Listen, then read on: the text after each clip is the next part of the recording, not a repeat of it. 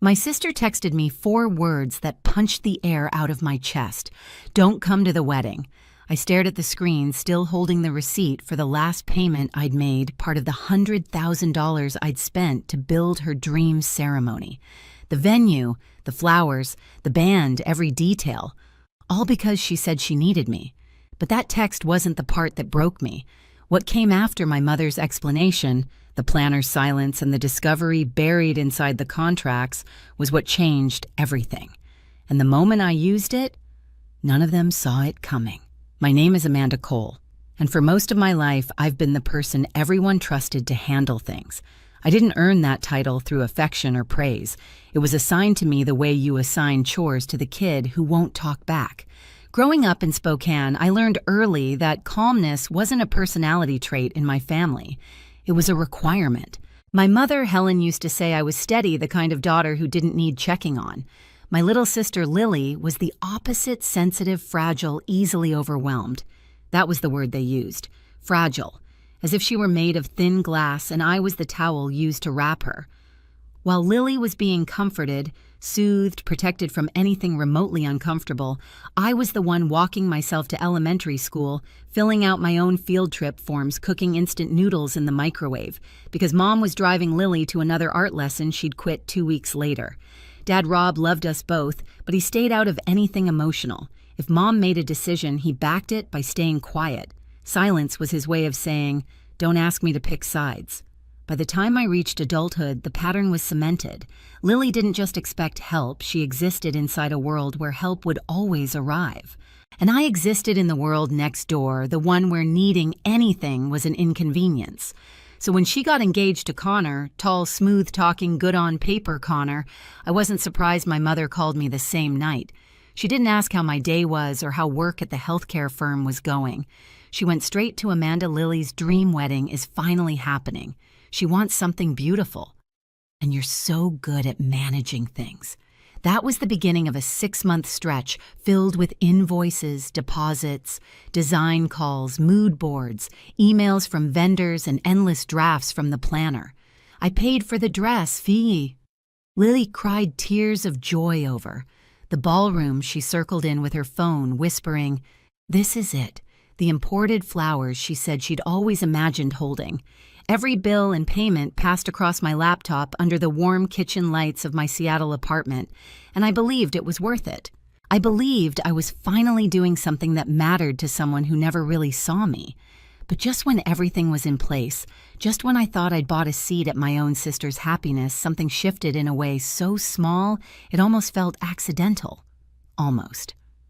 It started with little things small enough that if I mentioned them out loud, I'd sound paranoid. A planner forgetting to CC me on a call, a florist asking Lily for final approval even though I'd been the one paying the invoices, a band coordinator who emailed her directly instead of me. At first I brushed it off. People get busy. Mistakes happen. But then there was Patricia Connor's mother. We met once on a video call about the rehearsal dinner. She smiled politely, but her eyes kept sharpening whenever I spoke, like she was trying to figure out where I fit. At one point she said, "We want the ceremony to feel peaceful, simple, no stress." She paused on the word peaceful as if it were aimed at me and not the logistics. I didn't understand the meaning then. Later it became painfully clear. About a week after that call, I noticed the planner wasn't updating the shared folder anymore. The documents were there, but any new decisions were happening somewhere else. I emailed her twice short, neutral messages. She responded once saying, "We'll keep Lily closely looped in." Closely looped in, as if Lily had suddenly become the project manager. Then the questions stopped coming to me altogether. Lily started acting strangely too. Short texts, delayed replies, no more excited voice memos about tablecloth colors or desserts. One afternoon, I called to ask if she wanted help reviewing seating charts, something she'd previously begged me to do. She sighed and said, "Let me think about it," then hung up without waiting for my response. For someone who used to call me crying about a chipped nail, it felt like whiplash. But the real shift came the week before the wedding. I was sitting at my kitchen table in Seattle going through payments for the final installments when Lily's name lit up my phone. I smiled, expecting a thank you or a last-minute request. Instead, it was a text so blunt it didn't feel real. Don't come to the wedding. I reread it 3 times, waiting for context, an apology, a joke, a follow-up. Nothing. I called her. She didn't answer. I called again. Straight to voicemail. Finally, I texted, "What's going on?" 3 dots appeared, then vanished. Reappeared. Vanished again. 20 minutes later, Mom called. "Amanda." She said softly, the same tone she used whenever she needed something. "Don't take it personally. Patricia wants to avoid tension. You know how you can be too direct. Lily wants everything to go smoothly." I felt heat rising up my neck. I paid for everything I said quietly. "You're the strong one," Mom replied. "You understand." There it was, that old sentence. The sentence that excused everything. I hung up before she finished talking. For the rest of the night, I sat in my dim kitchen, staring at the contracts open on my laptop. I should have felt heartbroken, or furious, or humiliated.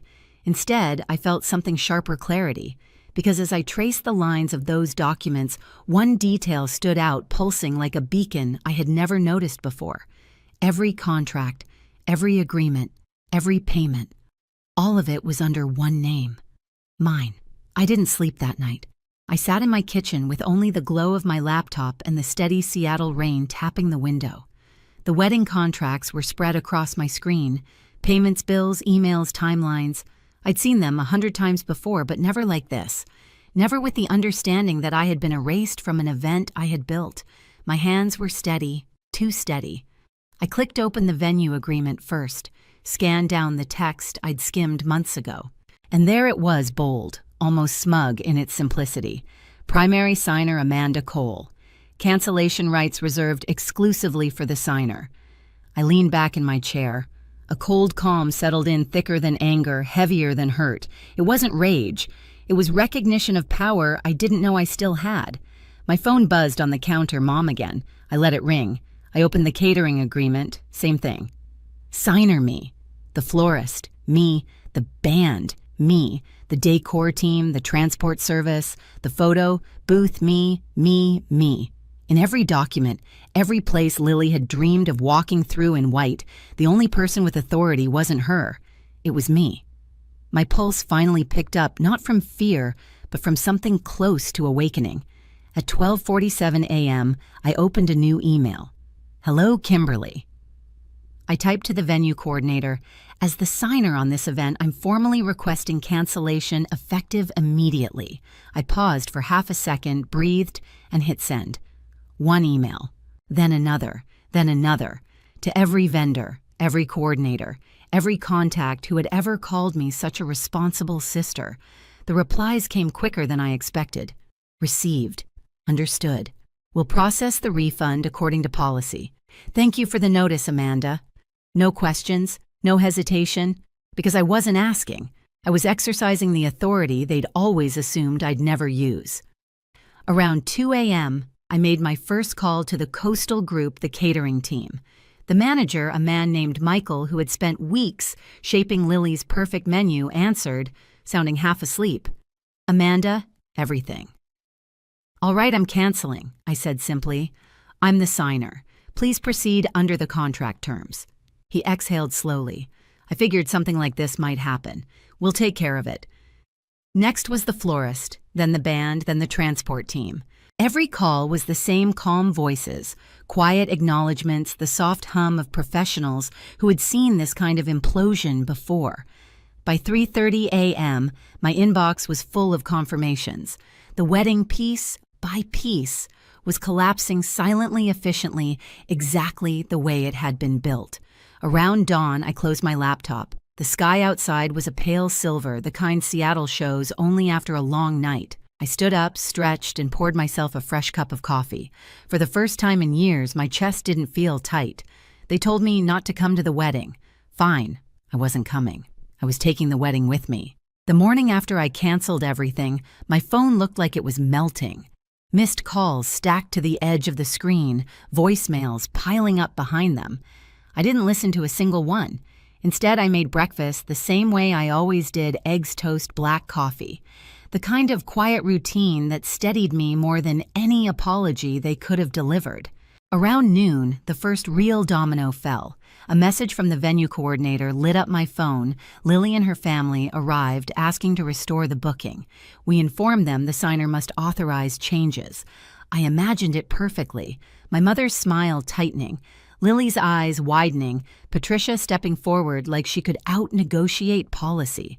Another email followed. They're upset. We're following procedure. I set the phone face down. By 3 p.m., the text shifted from confusion to panic.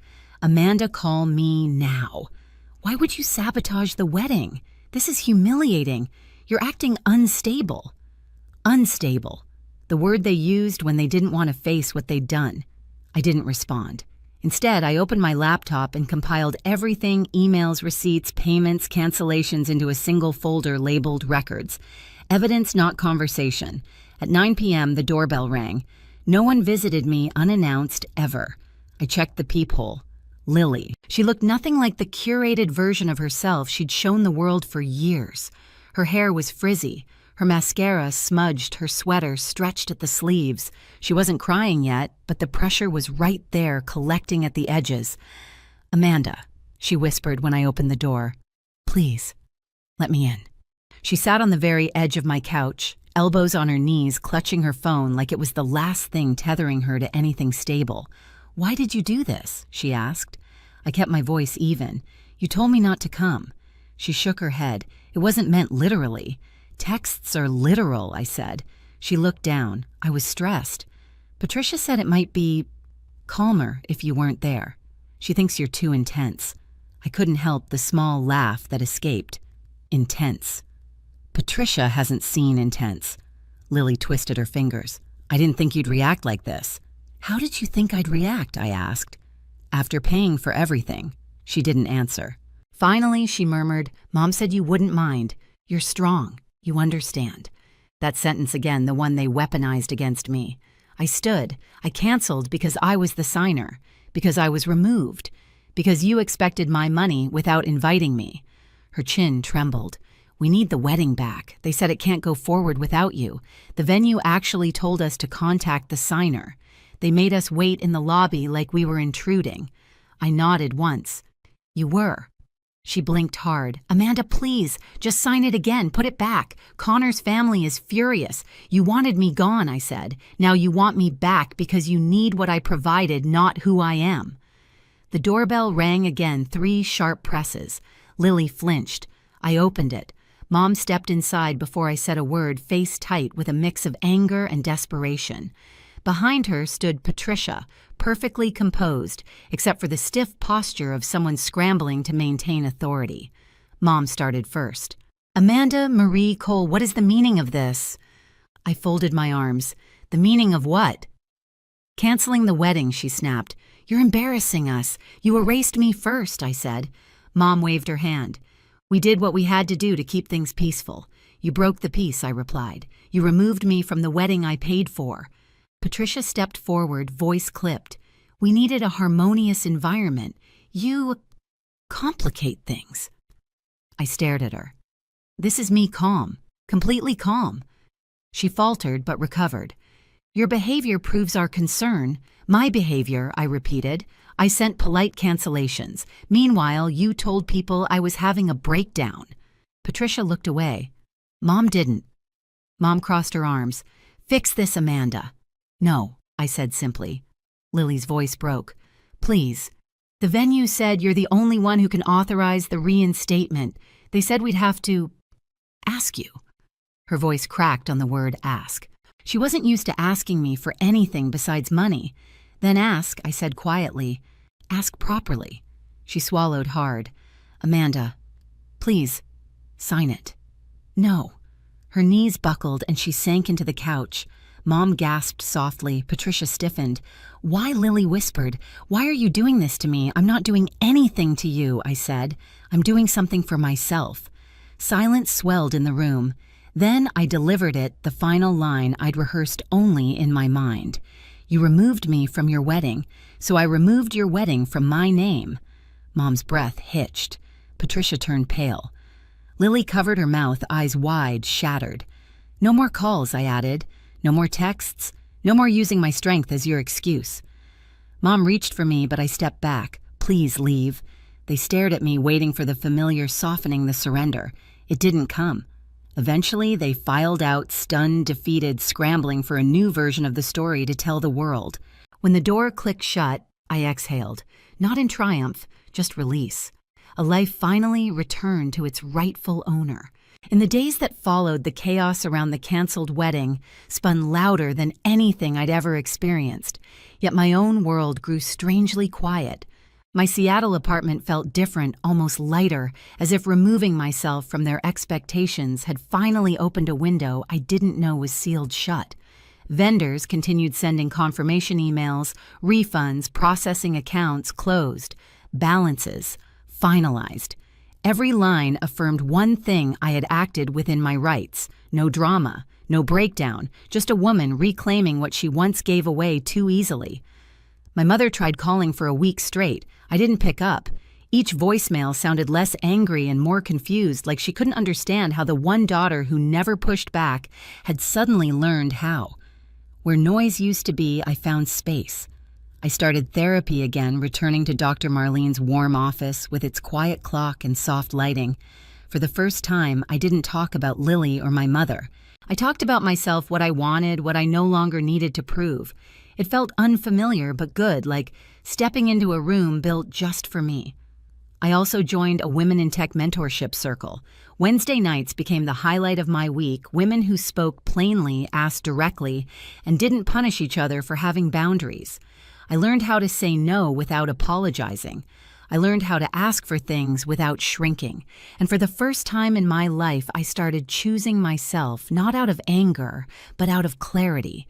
A month later, on a quiet Sunday morning, I walked along Lake Union with a cup of black coffee and realized something simple, but new. My life finally felt like mine. Not borrowed, not demanded, not shaped around someone else's emergencies. Mine. Lily eventually sent a letter, not asking for money, not asking for the wedding back, just acknowledging what she'd broken and what she couldn't undo. I didn't rush to forgive her. Some things need time, space, and honesty before they can be rebuilt. But for once, the choice was mine to make, not an obligation pressed into my hands. And that's the point, isn't it? Boundaries aren't punishments. They're doors you close so peace has somewhere to stay. If you've ever carried a family on your back until you disappeared beneath it, tell me your story in the comments. And if this resonated with you, don't forget to subscribe for the next one.